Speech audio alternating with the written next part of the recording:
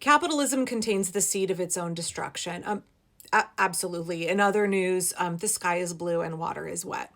As somebody who practices permaculture, which has three ethics: earth care, people care, and fair share, I have been an anti-capitalist for, God, forever.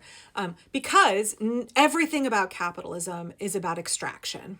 And everything about permaculture is about not only sustainability, but abundance and regeneration. They are diametrically opposed philosophies. I have a whole playlist on my main TikTok about being anti-capitalist. And since this app is fading into the sunset, I have also reposted all of that content to my YouTube, Park Permaculture. In permaculture, we talk about closed systems. Think about those guys with those big closed sealed terrariums that they made in the 1970s. And it's like a self-contained ecosystem that's still going without any new inputs. Capitalism is inherently extractive. It seeks to take and take and take and give nothing back. In permaculture, we are not this foolish. We know that the system must be able to regenerate and replenish itself. And if you take, you must also give back. I mean, Mother Nature is cyclical, and in permaculture, we design following patterns and systems and structures in nature because we know she has been at it a lot longer than we have, and she has worked out the kinks. But no, we came in with capitalism and thought, here's a fresh design.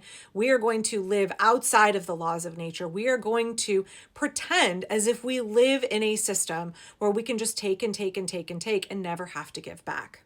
Or, maybe we can push off the consequences of being extractive onto future generations and not worry about it as long as we're prospering today, as long as the few of us, those who are in control, those who own the means of production, those who are the real capitalists, continue to profit. Like, let's not think about the ways that we are sucking the life out of the planet and everybody else in society, and we are robbing future generations. Because there is no cyclical nature, there is no replenishing, there is no giving back, there is no understanding the balance of things, there's no reinvesting into the system. There's no understanding that my role is not only as a consumer, my role is also as a producer. Because there is none of that in capitalism, because capitalism is extractive by nature, it is depleting by nature. It was always running on a timer. The seed of its own destruction was the fact that from its inception, capitalism was running down the clock on its ability to function and run. You cannot get blood from a turnip. And, forgive the awkward metaphor, but the American working class, we're all turnips right now. We are basically bled dry. I get that they're going to keep squeezing us a little harder and see what else they can get, but we are all realizing that there's not much more left. Our quality of life has been reduced to a point where we don't have a lot left to give. We don't have a lot of bandwidth.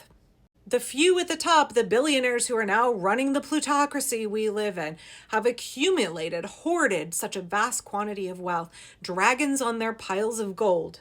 Where do you think that all came from? They sucked it out of us. They sucked it out of the earth. And nothing has been given back, and so we have been bled dry. The reason that their pile is so huge is because ours is completely depleted down to nothing. A system like that cannot go on forever. It just simply will cease to work when they can't get anything else out of us.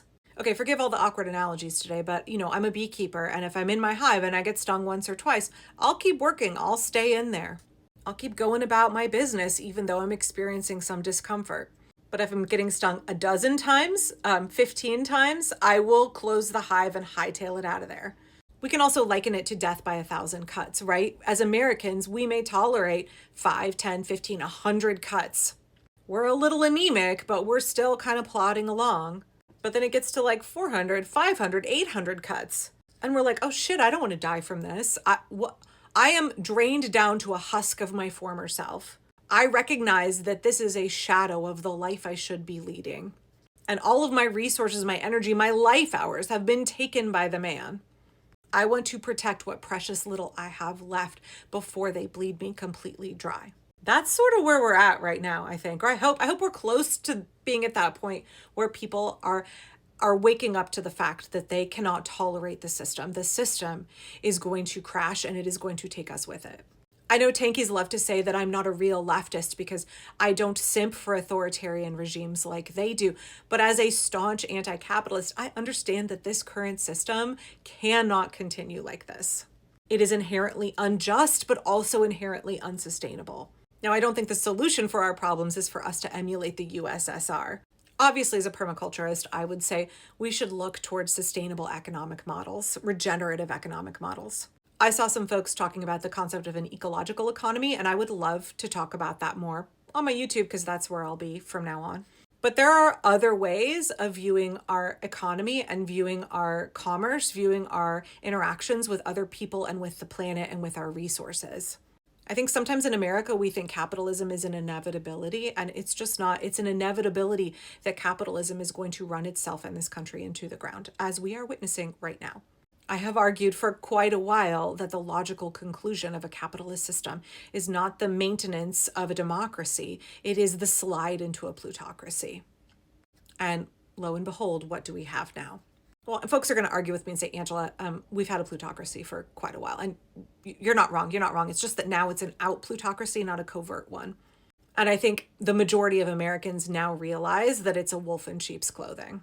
So honestly, as somebody who believes in nonviolent resistance, believes that we can build a better world, we can create more just and sustainable societies, we can create permaculture regenerative societies. I realize that my philosophy is a very niche one, but I do think it would be revolutionary for American society if we could create something that was based on earth care, people care, and fair share instead of profit for the few, instead of, dividends for the shareholders, instead of the accumulation of wealth and power, instead of a hierarchical system, if we had a cyclical system. I also recognize how difficult that would be to create without all kinds of checks and balances and protections. I mean, we've seen the checks and balances that our forefathers put in place have completely failed us as Americans.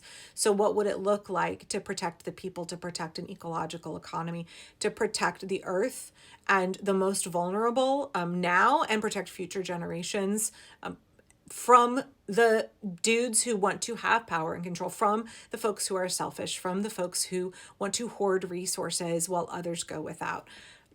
That's above my pay grade to figure out what that looks like, but it doesn't mean that I don't hope for it.